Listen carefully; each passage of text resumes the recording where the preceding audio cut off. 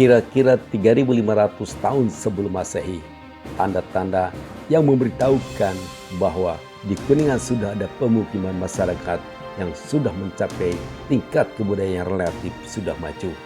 Hal ini berdasarkan atas hasil peninggalannya yang ditemukan di wilayah Kuningan.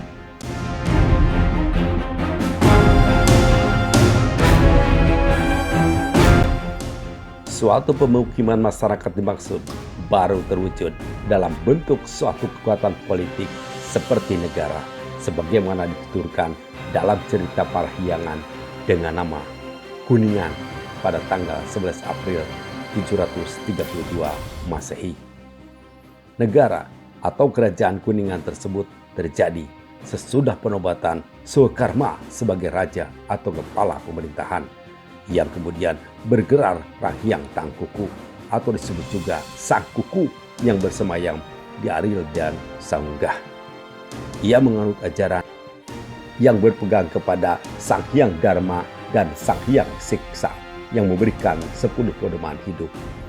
Tidak membunuh makhluk hidup, tidak mencuri, tidak berzina, tidak berdusta, tidak mabuk, tidak makan bukan pada waktunya, tidak menonton, menari, menyanyi, dan bermain musik, tidak mewah dalam berbusana, tidak tidur di tempat yang buruk, dan tidak menerima emas dan perak.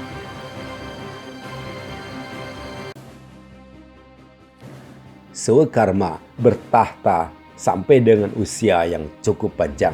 Kemudian timbul persaingan antara pemerintahan Soekarma dengan Sanjaya yang memegang kuasaan daerah kerajaan Galuh sebelah timur.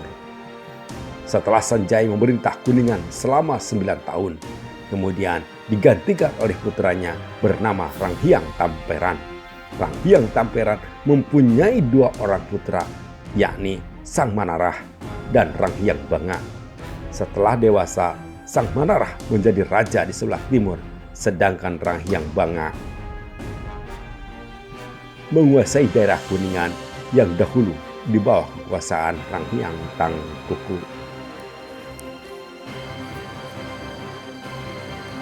Pada tanggal 12 Juli 1175 Masehi, Kuningan dijadikan pusat pemerintahan kerajaan Sunda di bawah Rakayaan Darmasiksa, putra kedua Ranghyang Banga.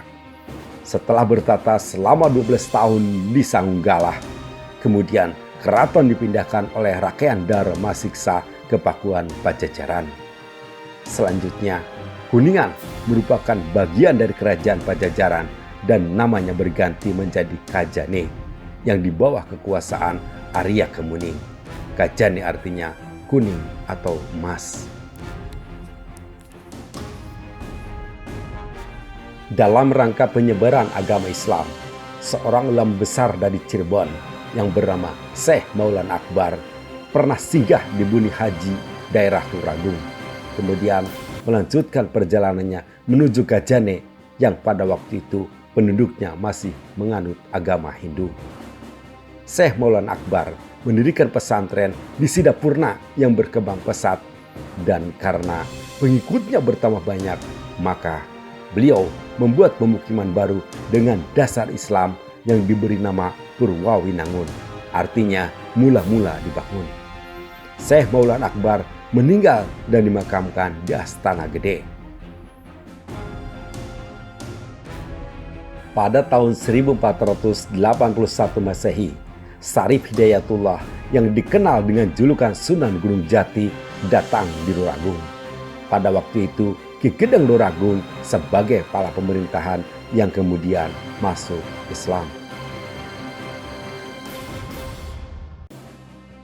Pada waktu yang bersamaan, datanglah Putri Ong Tien dari Cina menyusul ke Luragung. Kemudian melangsungkan pernikahan dengan Syarif Hidayatullah. Putri Ong Tien berganti nama menjadi Ratu Mas Rara Sumanding. Syarif Hidayatullah dan istrinya Ong Tien pada waktu itu sepakat untuk mengangkat putra Ki Gedeng Luragung yang masih bayi menjadi putranya yang diberi nama Sang Adipati. Syarif Hidayatullah bersama Ong Tien dan putra angkatnya kemudian berangkat menuju Kajane. Pada saat itu yang menjalankan pemerintahan Gajane adalah Pangeran Arya Kamuning yang menganut agama Hindu dan kemudian masuk agama Islam. Sang Adipati dipercayakan kepada Pangeran Arya Kamuning untuk dididik dengan baik. Selama sang Adipati belum dewasa, maka Pangeran Arya Kamuning ditunjuk oleh Sunan Gunung Jati sebagai kepala pemerintahan perwakilan di Gajane di bawah kerajaan Cirebon.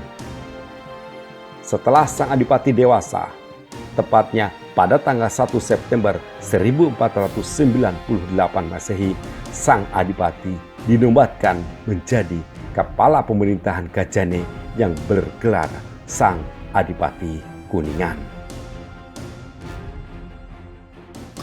Dengan berdirinya negara atau kerajaan Kuningan di bawah Sang Adipati Kuningan, maka sejak tanggal penobatannya, daerah yang semula bernama Gajane dikembalikan lagi ke nama aslinya, yaitu Kuningan.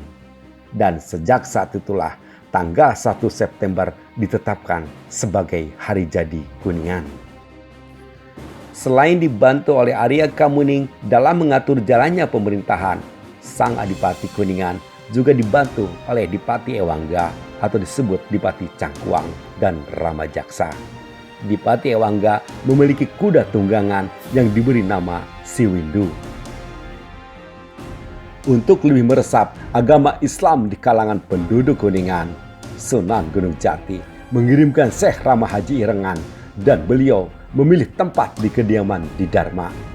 Dengan bantuan para wali, beliau membuat kolam atau balong yang sekarang dikenal dengan nama Balong Kancra atau Balong Keramat atau Dharma Loka. Sang Adipati Kuningan bersama pasukan Kuningan di bawah pemerintahan Cirebon telah turut serta bertempur untuk menundukkan Galuh dan membantu mendirikan pemerintahan Wuralodra di Indramayu di bawah pimpinan Fathakhillah Cirebon.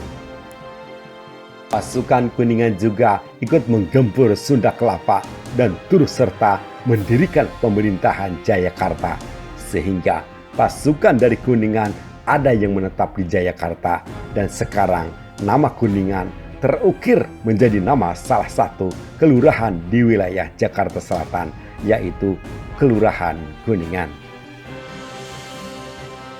Berkat nilai-nilai luhur jiwa juang para leluhur Kuningan diwariskan kepada anak cucunya pada zaman Hindia Belanda karena perlawanan seorang ulama besar dari Lengkong, yaitu Eyang Hasan Maulani, oleh pemerintahnya Hindia Belanda telah dibuang atau diasingkan ke Gorontalo, Sulawesi Selatan dan meninggal di Gorontalo. Di dalam usia pemerintahan kemerdekaan, pemerintahan Indonesia mengadakan serangkaian perundingan dengan Belanda. Salah satu perundingan dilakukan di Linggarjati yang pada saat itu belum dikuasai Belanda. Pemilihan Linggarjati sebagai tempat perundingan merupakan sesuatu pilihan yang tepat, baik dilihat dari segi politis maupun dari segi keindahan alamnya. Dengan adanya perundingan tersebut, maka nama Linggarjati tidak hanya dikenal di Indonesia, melainkan juga dikenal di seluruh dunia.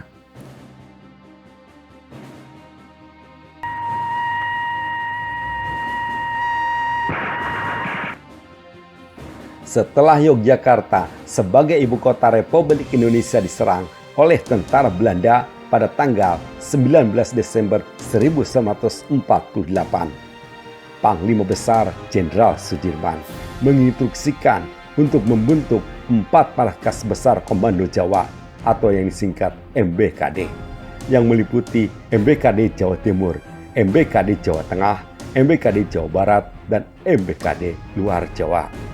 Untuk MBKD Jawa Barat dipimpin oleh Letnan Kolonel RK Sukanda Brata Mananggala yang berkedudukan di Desa Subang dan dijadikan basis gerilya melawan Belanda.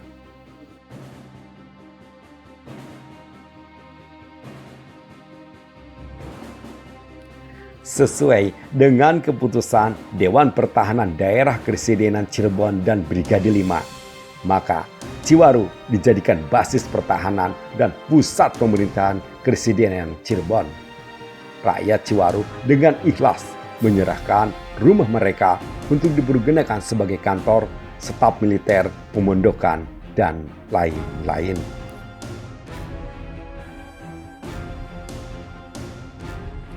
Dalam rangka mengisi kemerdekaan, masyarakat Kabupaten Kuningan dengan semangat juang yang tinggi yang dilandasi nilai gotong royong selalu berkiprah melaksanakan pembangunan menuju masyarakat adil, makmur, sejahtera lahir dan batin berdasarkan Pancasila.